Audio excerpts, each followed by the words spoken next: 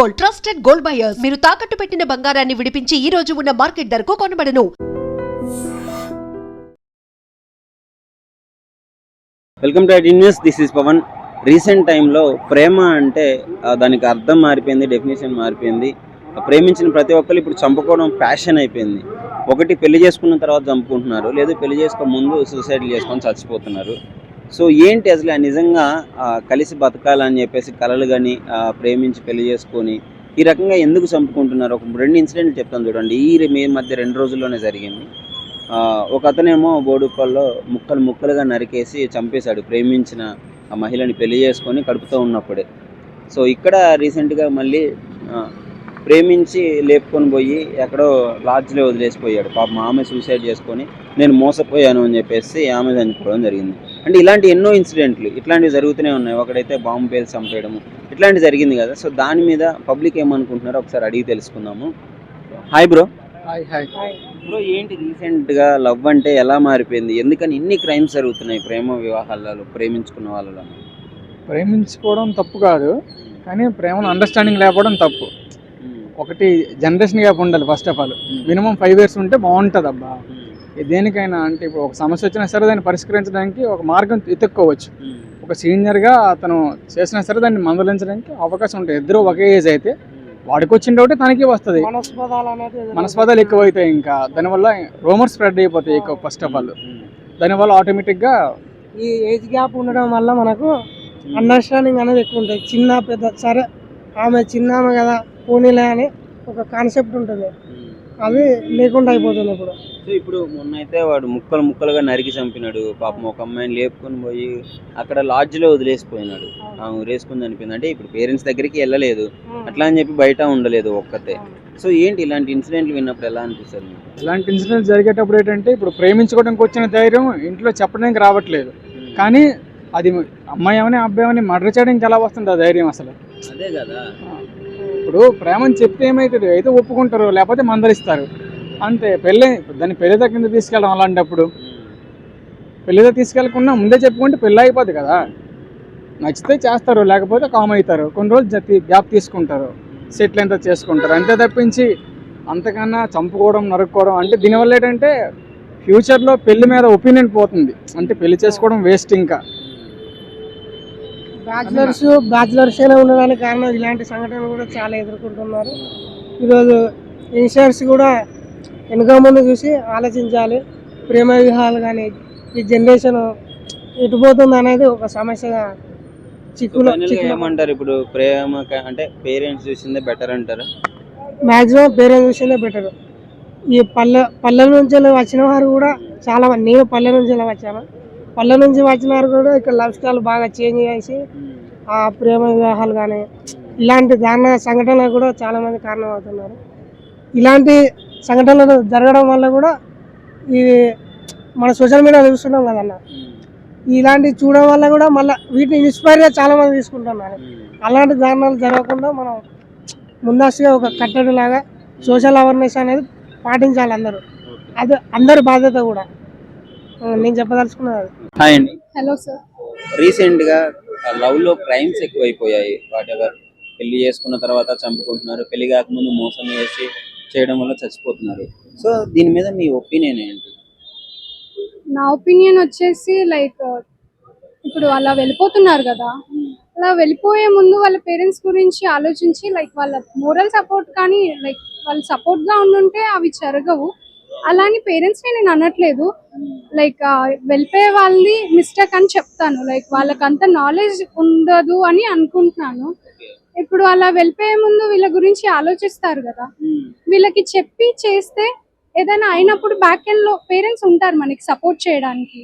అలా వెళ్ళిపోవడం తప్పు. లైక్ ఇప్పుడు ఏదైనా జరుగుతుంటే రెస్పాన్సిబిలిటీ ఉండదు కదండి. ఏమవుతుందంటే ఇప్పుడు పేరెంట్స్ కి ఎదిరించి వెళ్ళిపోయి ఏదైనా ప్రాబ్లం వచ్చినప్పుడు వాళ్ళకి చెప్పుకోలేకపోతున్నారు. గిల్టీ ఫీలింగ్ తో సూసైడ్ చేసుకున్నారు చాలా మంది. ఇలాంటివి జరగకుండా ఉండాలంటే ఏం చేయాలి? మేబీ నాకు అంత ఐడియా లేకపోవచ్చు, బట్ అలా జరగకుండా ఉండాలి అంటే ఫస్ట్ ఏదన్నా ఉన్నా కానీ ఇంట్లో పేరెంట్స్ కి చెప్పుకోవాలి, ఒప్పించుకోవాలి. వాళ్ళు ఏ స్టెప్ తీసుకునే ముందన్నా పేరెంట్స్ కి చెప్పి వాళ్ళ పర్మిషన్ అని అనట్లేదు, ఇన్ఫార్మ్ చేయాలి. వాళ్ళకి ఒక పేరెంట్స్ ఉన్నారు అనేది ఇది ఉంటుంది, ధైర్యం ఉంటది కదా. ఇన్ని సంవత్సరాలు పెంచి మనల్ని అంత మంచిగా చూసుకొని సడన్ గా ఎవరో తెలియని వాడి కోసం వెళ్ళడం కరెక్టే అంటారు. నా ఒపీనియన్ లో కరెక్ట్ ఏం కాదండి.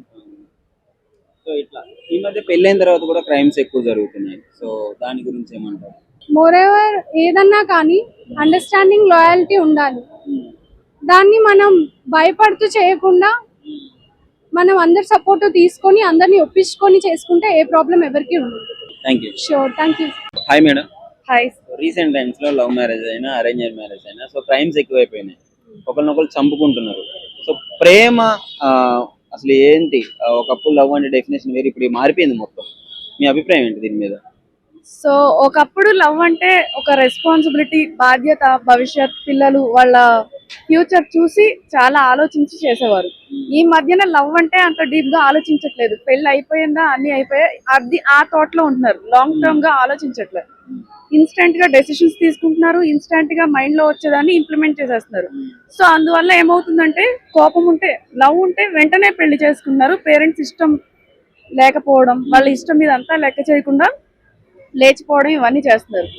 అదే ఇన్స్టెంట్ డెసిషన్స్ వల్ల కోపం రాగానే ఒకరినొకరు మర్డర్ చేసుకోవడం, కొట్టుకోవడం, టార్చర్స్ చేయడం, ఇవన్నీ చేస్తున్నారు.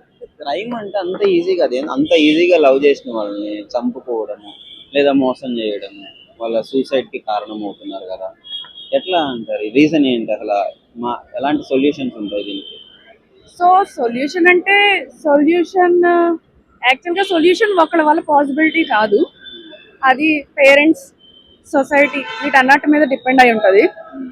పిల్లలు స్కూల్ ఏజ్ నుంచి కూడా మోటివేషన్ ఇవన్నీ ఉండాలి. ఎథిక్స్, మోరల్స్ ఎలా అంటే ఎలా ఉంటే ఇలాంటివి క్రైమ్స్ జరగకుండా మనం ఆపొచ్చు, లైక్ అండర్స్టాండింగ్ కానీ ఇలాంటివి. అంటే ఇప్పుడు బోత్ జెండర్స్ లో ఇవి జరుగుతున్నాయి.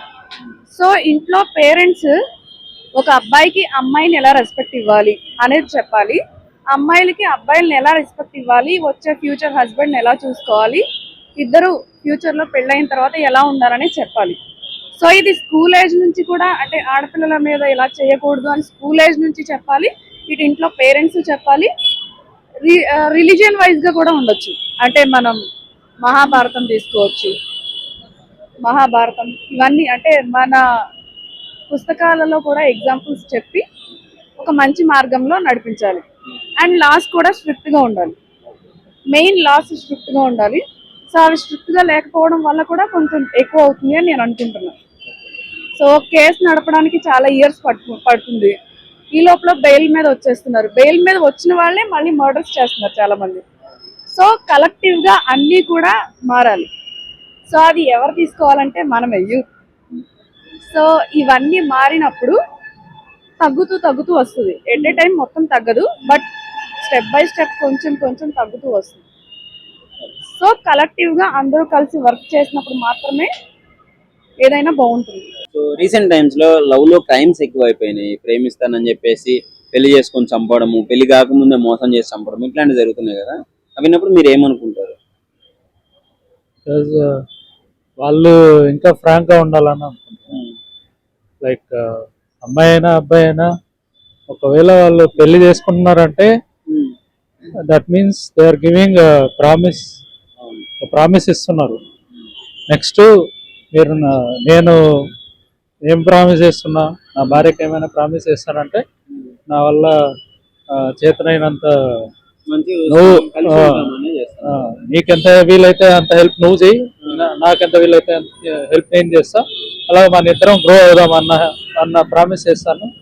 అంతే తప్ప నేను నిన్ను చంపుతాను, కొడతాను, చెప్తాను ఇలాంటివి చెయ్యం కదా. సో రీసెంట్ గా లవ్ మ్యారేజెస్ లో కూడా లేచిపోయి వాడు వదిలేసిపోయింది అని చెప్పి సూసైడ్ చేసుకొని చనిపోవడం జరిగింది, ఒక లెటర్ రాసి.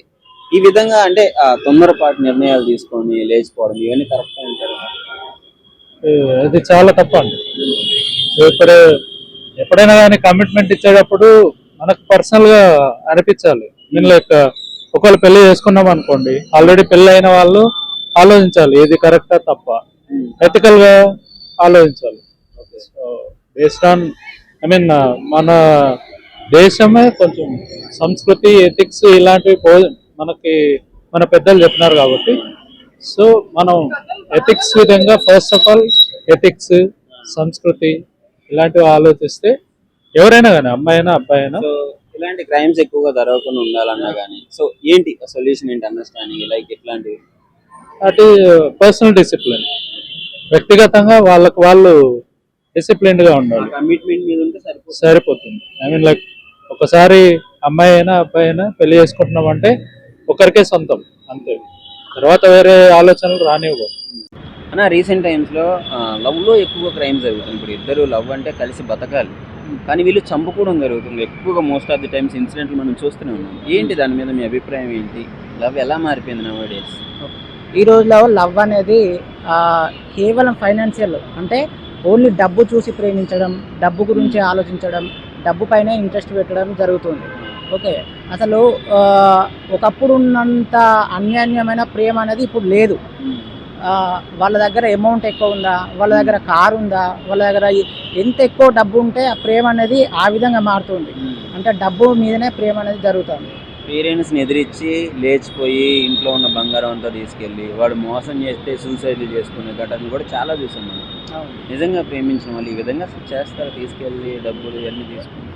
నిజంగా ప్రేమించిన వాళ్ళైతే ఈ విధంగా జరగదు. వాళ్ళు ప్రేమ అనే మాయల పడి ఆ విధంగా జరుగుతుంది. అసలు రియల్గా లవ్ అనేది ఈ రోజులలో 100కి 2% కూడా మనం గెస్ చేయలేము.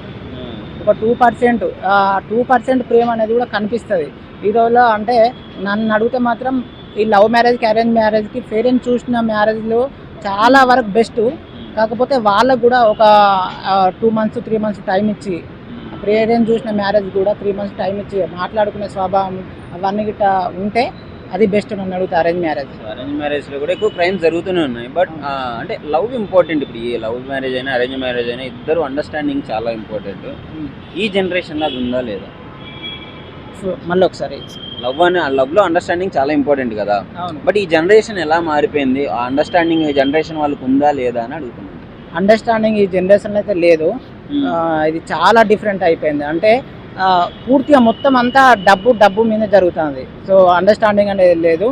డబ్బు ఉన్న వాళ్ళని ప్రేమించారు. ఇప్పుడు ఈ రోజులలో ఒక 18 years అమ్మాయి కూడా 8 years ఎబోవ్ ఉన్న అబ్బాయిని కూడా పెళ్లి చేసుకుంటారు. రీజన్ ఏంది?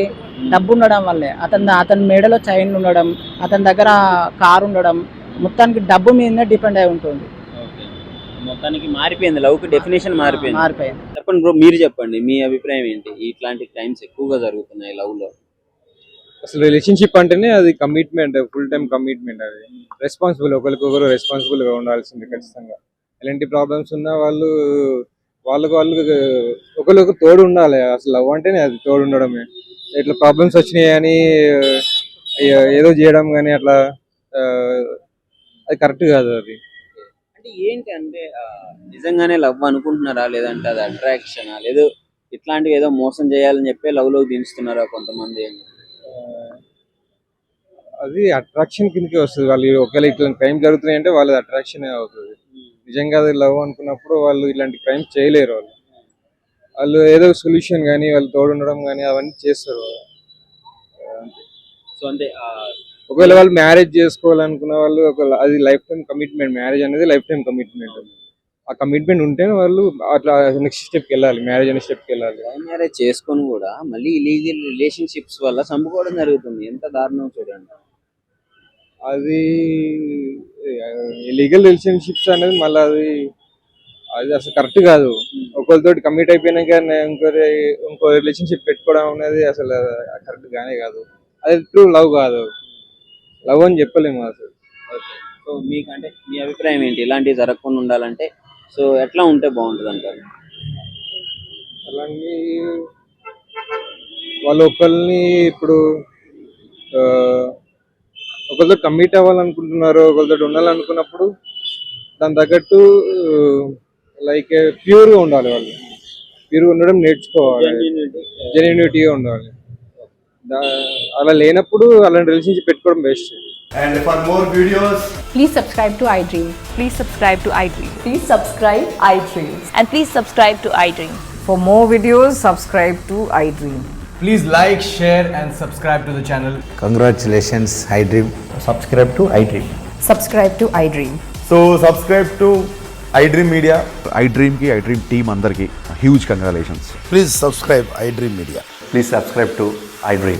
Subscribe iDream. Please subscribe to iDream. I dream అంటే నా కళల ఛానల్ సబ్స్క్రైబ్ చేసుకున్న నోరు తిరుగుతలేదు, మీరైతే గంట గుర్తు కొట్టండి. For more such videos, please subscribe to iDream. Subscribe to iDream. Please subscribe to iDream. Please subscribe iDream Media. Please do subscribe to iDream. Please subscribe to iDream Media. For best entertainment and information, please subscribe iDream. And don't forget to subscribe to iDream.